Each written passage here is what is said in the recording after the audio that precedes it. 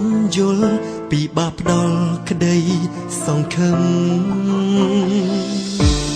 អាណិតបំផុតและអារម្មណ៍មិនហ៊ានឆ្លើយក្តីស្រឡាញ់ពិតចង់ចែកអោយតែបណ្ដោយពេលនេះមិនបានបើគ្មានគេបងនឹងស្រឡាញ់អូនបើគ្មានគេបងនឹងជ្រើសរើសស្ងួនតែពេលនេះមិនអាចស្រឡាញ់អូនក្នុងបេះដូងមកមានមនុស្សម្នាក់ក្នុងចិត្តហើយ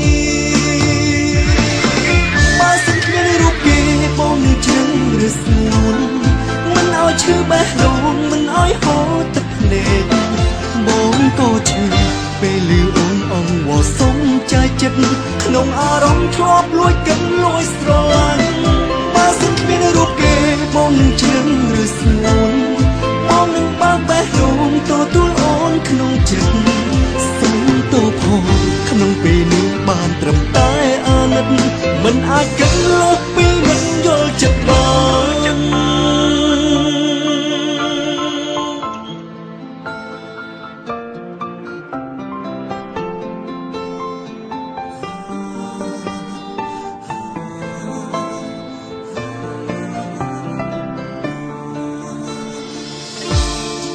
ស្រីទឹកភ្នែក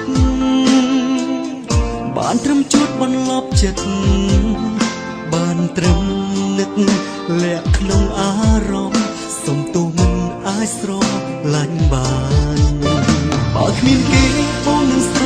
ឡាញ់អូនបើគ្មានគេបងនឹងជ្រើសរើសស្ងួន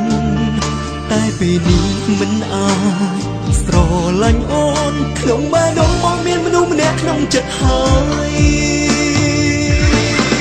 បើសិនគ្មានរូបគេបងនឹងជ្រើសរើសស្ងួន